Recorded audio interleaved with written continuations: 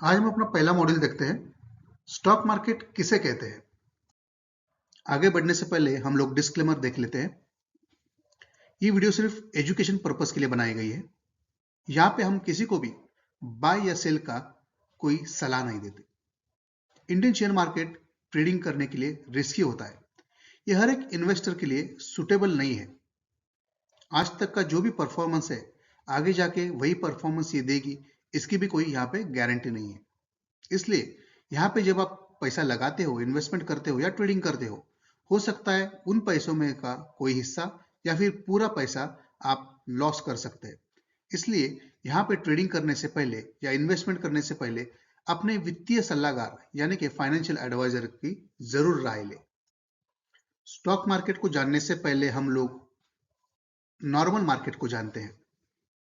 एक मार्केट में क्या होता है, एक जगह होती है जहाँ पे कोई आदमी अपना कोई एक प्रोडक्ट लेके या फिर कोई गुड्स अपने पास होते हैं, उन्हें बेचने के लिए वहां पे आ जाता है और एक बायर होता है जो इन गुड्स को खरीदता है।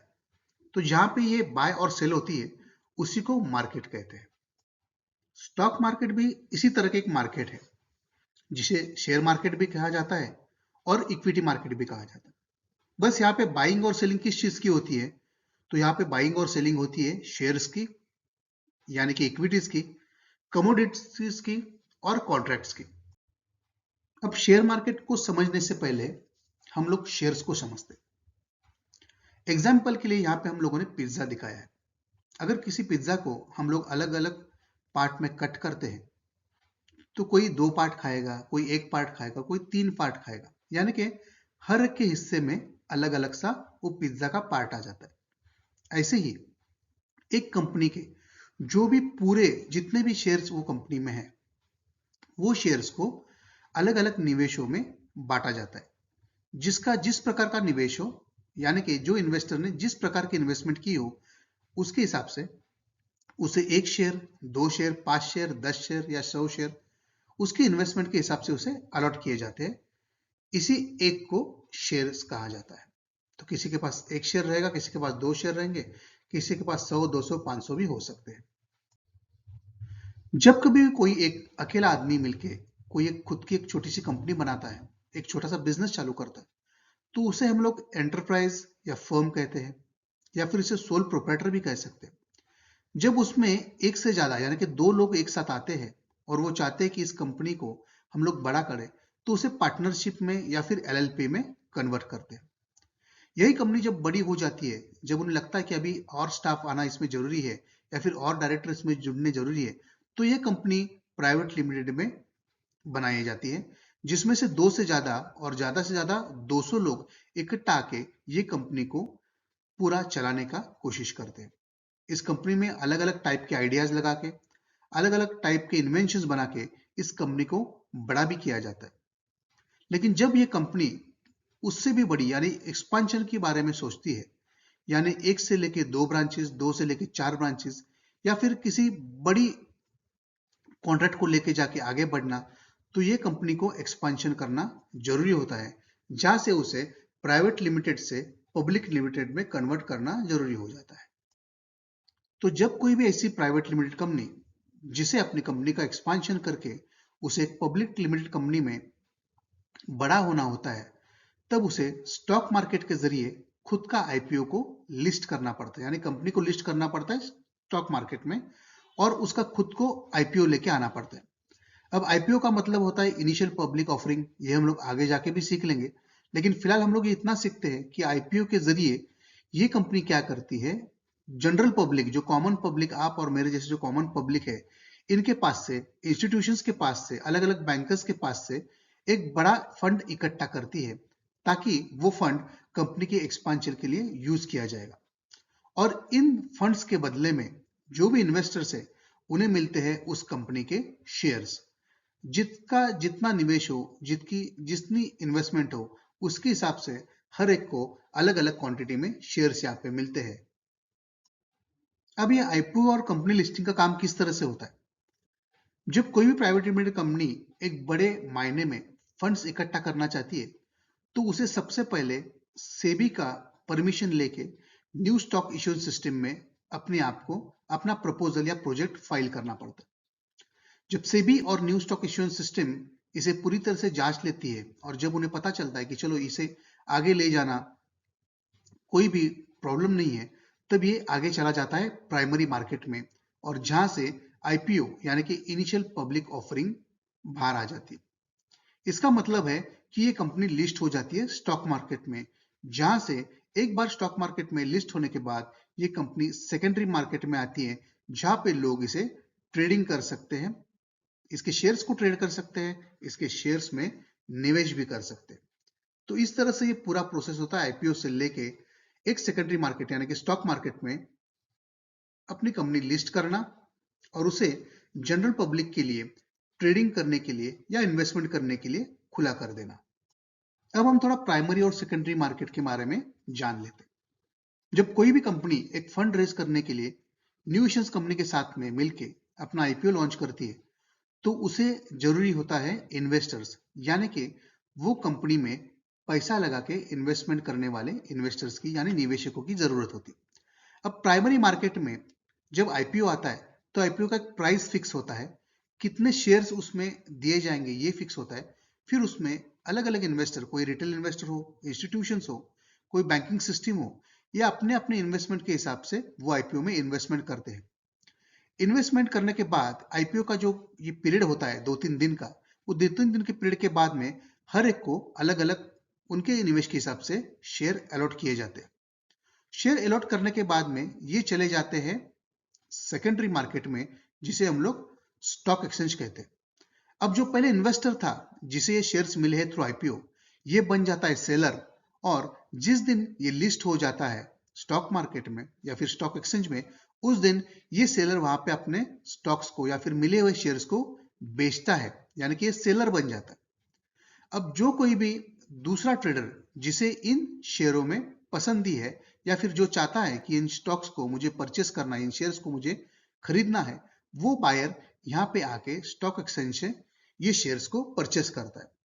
तो इसी तरह पूरा ये सिस्टम प्राइमरी मार्केट से लेके सेकेंडरी मार्केट तक, यानी कि आईपीओ के थ्रू लॉन्चिंग करने के बाद सेकेंडरी मार्केट में उसका लिस्टिंग हो जाना और वहां से उसका बाय सेल चालू होना, ये एंटायर सिस्टम को हम लोग प्राइमरी और सेकेंडरी मार्केट बोल सकते हैं।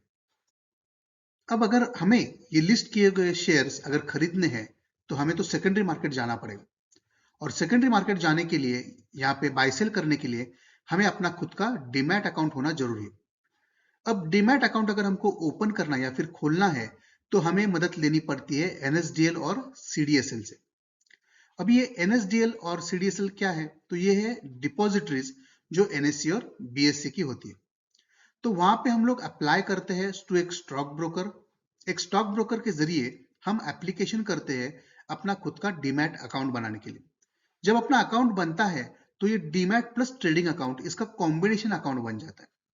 अब कॉम्बिनेशन क्यों? क्योंकि ट्रेडिंग अकाउंट से हम लोग ट्रेड करेंगे और ट्रेड करने के बाद अगर हमने कोई शेयर्स परचेस किए या फिर खरीद लिए हैं, बाय किए हैं, तो इन शेयर्स को डीमैटेरियलाइज्ड यानी कि इलेक्ट्रॉनिक फॉर्मेट में डीमैट अकाउंट में स्टोर किया जाता है या फिर यहाँ पे सिक्योरली रजिस्टर या फिर रखा जाता है। तो डीमैट अकाउंट जो हमारा है वहां पे हम लोग अपने इलेक्ट्रॉनिक फॉर्मेट के शेयर्स रखते हैं और ट्रेडिंग अकाउंट से हम लोग उन शेयर्स का बाय और सेल करते हैं। तो इसके लिए क्या क्या जरूरत है? एक बार अपना डीमैट अकाउंट या ट्रेडिंग अकाउंट जब बन जाता है तो हम अपने खुद के बैंक से जो भी पैसा या फिर जो भी इन्वेस्टमेंट हमारी है वो हम अपने ट्रेडिंग अकाउंट में ट्रांसफर करते हैं और वहां पे हम जो अपने मन चाहे शेयर्स है वो शेयर्स हम लोग बाय या सेल कर सकते हैं। अब जो प्रॉफिट यहाँ पे जनरेट होता है वो प्रॉफिट हम लोग जो विड्रॉ करेंगे तो इसी अपनी बैंक में फिर से वो प्रॉफिट विड्रॉ हो जाएगा, और जब कभी हमें फिर से एक नया निवेश करना है तो उसी बैंक से हम लोग अपना ट्रेडिंग अकाउंट में पैसा ट्रांसफर कर सकते हैं। अब जब ट्रेडिंग अकाउंट में अपना पैसा आता है, यहाँ पे हम लोग अगर कोई शेयर्स बाय करते हैं तो वो इलेक्ट्रॉनिक फॉर्मेट में कन्वर्ट हो जाता है और अपने डीमैट अकाउंट में स्टोर हो जाता है। तो इस तरह से ये डीमैट अकाउंट और ट्रेडिंग अकाउंट चलता है और हम लोग एज अ रिटेल इन्वेस्टर या फिर एज अ रिटेल ट्रेडर यहाँ पे काम करते हैं। डीमैट या फिर ट्रेडिंग अकाउंट को ओपन करने के लिए हमें स्टॉक ब्रोकर की जरूरत तो पड़ती है, लेकिन साथ साथ यहाँ पे हमें केवाईसी करनी बहुत जरूरी होती है। तो कैसा चलता है ये ट्रेडिंग सिस्टम? अब ये एंटायर सिस्टम जो है, यानी कि स्टॉक ट्रेडिंग का जो सिस्टम है, जिसमें स्टॉक ब्रोकर है, इन्वेस्टर है, ट्रेडर है, ये सब मिलके एक रेगुलेटरी बॉडी के अंडर में आते हैं, जिसे कहा जाता है सेबी। सेबी यानी कि securities and exchange board of India, जो बड़ी बारकाई से इन पूरी ट्रांजैक्शंस पे ध्यान रखती है, ताकि किसी का भी यहाँ पे कोई नुकसान ना हो, कोई फ्रॉड ना हो, और हर एक को अपने हिसाब से ट्रांजैक्शन यहाँ पे इजीली कर सके। तो जो स्टॉक एक्सचेंज या फिर स्टॉक मार्केट जो है, इसके थ्रू हम लोग अपना डीमैट अकाउंट अटैच करते हैं। वहां से हम एज अ रिटेल इन्वेस्टर या फिर एज अ स्टॉक ट्रेडर अपनी बाय और सेल करते रहते हैं। तो इस तरह से ये ट्रेडिंग सिस्टम चलती है। अब कौन कौन लोग इन्वॉल्व होते हैं इन ट्रेडिंग सिस्टम में?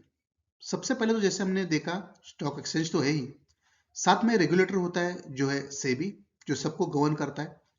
उसके बाद में होता है मार्केट इंटरमीडिएटर्स, फिर होते हैं इन्वेस्टर्स और ट्रेडर्स, जिसमें इंस्टीट्यूशंस भी आ जाती है, हमारे जैसे रिटेल इन्वेस्टर भी आ जाते हैं, जिसमें HNIs आ जाते हैं, फॉरेन इन्वेस्टर्स आ जाते हैं, डोमेस्टिक इन्वेस्टर्स आ जाते हैं, और होती है कंपनीज जो अपने शेयर्स को यहाँ पे IPO के थ्रू लिस्ट करती है, और बाद में इसी कंपनियों के शेयर्स बाय या सेल होते रहते हैं। अब हमने ये तो देख लिया कि अगर हमें डीमैट अकाउंट खोलना है बाय और सेल करने के लिए, तो हमें किसी ब्रोकर के थ्रू ही ये करना पड़ता है। तो ब्रोकर होते हैं दो टाइप के, एक होता है फुल सर्विस ब्रोकर और दूसरा होता है डिस्काउंट ब्रोकर। अब ये फुल सर्विस ब्रोकर जो होता है वो कमीशन पे काम करता है, यानी कि परसेंटेज पे काम करता है अपने हर एक ट्रेड के ऊपर। परसेंटेज वेरी कर सकता है 0.3 से लेके 0.5 तक। ये हमें ना सिर्फ ट्रेडिंग प्लेटफॉर्म देता है, लेकिन एडिशनली या फिर वैल्यू एड के हिसाब से हमें अलग अलग इन्वेस्टमेंट एडवाइजेस भी देता है, जिसे हम एडवाइजरी भी कह सकते हैं। फिर इसमें आती है शॉर्ट टर्म इन्वेस्टमेंट के लिए हमें कौन सा शेयर बाय सेल करना है, लॉन्ग टर्म में हम कौन से शेयर्स में जा सकते हैं। अगर हम लोग इंट्राडे ट्रेडर है तो हमें आज कौन सी लेवल पे क्या बाय करना है, क्या सेल करना है, ये ऐसी अलग अलग सर्विसेज ये फुल सर्विस ब्रोकर हमें देता है। रेगुलर स्टॉक मार्केट की ट्रेडिंग को छोड़ के भी ये इन्वेस्टमेंट बैंकिंग का भी काम करता है, हमें म्यूचुअल फंड्स भी दे सकता है, और इंश्योरेंस का भी काम करता है। तो सिर्फ स्टॉक मार्केट ही नहीं, बल्कि investment banking, mutual fund, insurance, ये सभी सेक्टर में काम करने वाला होता है फुल सर्विस ब्रोकर।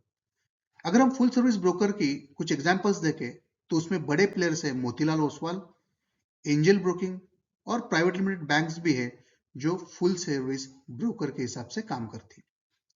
अब डिस्काउंट ब्रोकर क्या होता है? डिस्काउंट ब्रोकर हमें मेंटेनेंस के तौर पे एक एनुअल फी लेता है, जो कभी कभार 200 से लेके 300 350 तक होती है, और फिर होता है उसका पर ट्रेड का एक ट्रांजैक्शन कॉस्ट, जो होता है 20 रुपया प्लस GST। ये खाली लोगों को एक ट्रेडिंग प्लेटफॉर्म देता है, उसके अलावा कोई भी एडिशनल सर्विसेज प्रोवाइड नहीं कर सकता है। ये खाली स्टॉक्स या कमोडिटीज में हमको डील करने के लिए परमिशन देता है उसके ट्रेडिंग प्लेटफॉर्म के जरिए, और उसी ट्रेडिंग प्लेटफॉर्म में जब हम ट्रेड करते हैं तो हर ट्रेड के पीछे 20 रुपया और GST जो भी टैक्सेस है वो लेता है एज अ चार्जेस। अब सबसे रिनाउंड डिस्काउंट ब्रोकर अगर कोई है तो वो है ज़ीरोधा, अपस्टॉक्स, SAS, और आजकल ग्रो भी बड़े मायने में अच्छा खासा ब्रोकर करके उभर रहा है। तो देखते हैं हम लोग कुछ एग्जांपल्स फुल सर्विस ब्रोकर्स के, जिसमें ICICI direct, HDFC securities, Kotak securities, Sharekhan, Motilal Oswal, Edelweiss और एंजल ब्रोकिंग, और ऐसे और भी है जो फुल सर्विस ब्रोकर के काम करते हैं। डिस्काउंट ब्रोकर में है ज़ीरोधा, अपस्टॉक्स, 5 पैसा, सैमको, फायर्स, ग्रो, धन, प्रोस्टॉक्स और ट्रेडस्मार्ट। ज्यादा से ज्यादा अगर आज हम देखेंगे तो लोग मैक्सिमम इसमें से धन, ज़ीरोधा या फिर अपस्टॉक्स को यूज करते हैं एज अ डिस्काउंट ब्रोकर।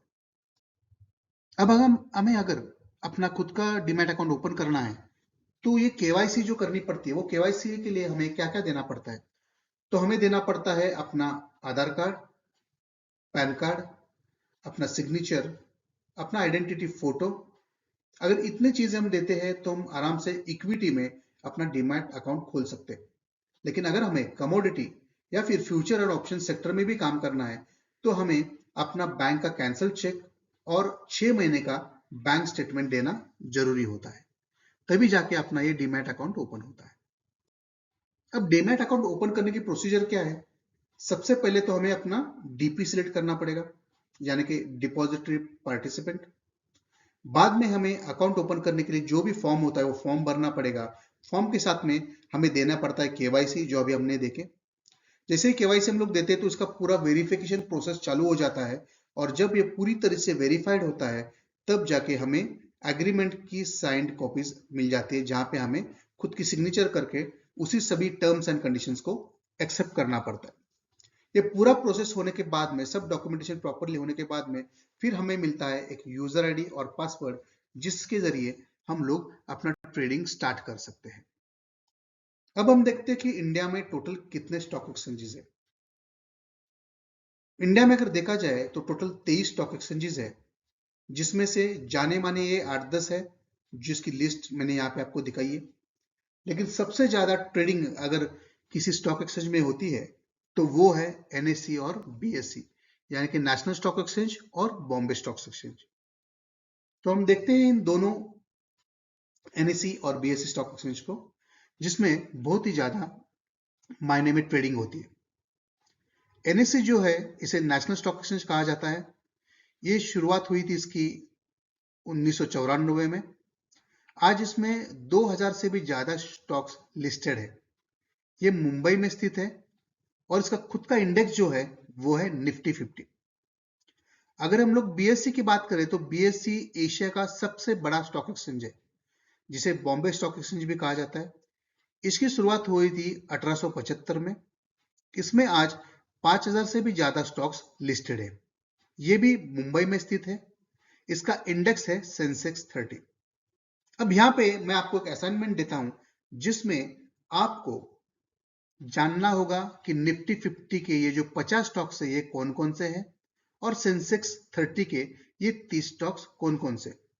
तो आप गूगल पे जाइए और इन स्टॉक्स की लिस्ट देखिए, ताकि आपको पता चलेगा इंडेक्स निफ्टी 50 में 50 स्टॉक कौन कौन से हैं, और वही इंडेक्स सेंसेक्स 30 में ये 30 स्टॉक्स कौन कौन से हैं। अब हम देखते हैं 1995 यानी कि 1995 से लेके सेंसेक्स ने और निफ्टी इंडेक्स ने किस तरह से ग्रोथ की है। अगर हम लोग सेंसेक्स की बात करें तो 1995 में सेंसेक्स की जो वैल्यू थी, यानी कि हम लोग दिसंबर की बात करते हैं, लास्ट डे ऑफ 1995, तब सेंसेक्स की वैल्यू थी 3110, जो आगे बढ़ के 2018 तक हो गई 36,068 रुपया। और आज अगर हम देखेंगे इन द ईयर 2023 दिसंबर में, तो यही वैल्यू बढ़ के हुई है 72,218। और आने वाले 2025 तक ये कहा जाता है कि सेंसेक्स 1 करोड़ की वैल्यू को भी पास कर सकता है। जहां तक निफ्टी का सवाल है, 1995 के दिसंबर में निफ्टी की वैल्यू थी 909, जो आज बढ़ के 2023 दिसंबर में हुई है 21,727। चलिए हम देखते हैं यहाँ पे किस तरह से ये दोनों राइज हुई है। आप देख सकते हैं इन दोनों चार्ट में कई कई बार ये प्राइस कम भी हुई है, यानी कि अगर 2007 में हम लोग सेंसेक्स को देखेंगे तो ये थी 20,287, जो बाद में 2008 में गिर के हुई है 9,647। लेकिन मार्केट का आप ट्रेंड देखोगे तो ये मार्केट कितना भी नीचे क्यों ना चला जाए, उसके बाद में ये फिर से बाउंस बैक करके अपनी पुरानी लेवल तक आ ही जाता है, यानी कि इसमें हम कंटिन्यूस ग्रोथ आराम से देख सकते हैं। तो ये है सेंसेक्स और निफ्टी का इंडेक्स वैल्यूज 1995 से लेके 2023 तक। अब हम देखते हैं इस मार्केट की टाइमिंग्स किस तरह से होती है। अगर हम इक्विटी में ट्रेड करने वाले ट्रेडर है, या फिर इन्वेस्टर, या फिर एफएनओ यानी कि future and options derivative market में अगर हम लोग काम करने वाले हैं, तो इसका प्री ओपनिंग जो होता है वो होता है सुबह 9:08 पे, और जो ट्रेडिंग सेशन चालू होता है वो होता है 9:15 से, जो खत्म होता है 3:30 पे। अगर हमें करेंसी डेरिवेटिव मार्केट में ट्रेड करना है तो ये मार्केट ओपन होता है सुबह 9 बजे और शाम के 5 बजे ये मार्केट बंद हो जाता है। कमोडिटी अगर डेरिवेटिव मार्केट की बात करें तो ये मार्केट होता है सुबह 9 बजे और बंद हो जाता है रात के 11:30 बजे। ये सभी मार्केट जो है, जो इंडियन स्टॉक मार्केट के थ्रू चलते हैं, ये हफ्ते के 5 दिन यानी कि सोमवार से लेके शुक्रवार तक चलते हैं और शनिवार रविवार इसमें छुट्टी होती है। और फिर जो भी नेशनल हॉलिडेज, गवर्नमेंट की जितनी भी नेशनल हॉलिडेज आती है, उन हॉलिडेज को ये मार्केट बंद रहता है। इसी के साथ हम अपना ये पहला मॉड्यूल यानी कि इंडियन स्टॉक मार्केट का बेसिक आज यहाँ पे खत्म करते हैं।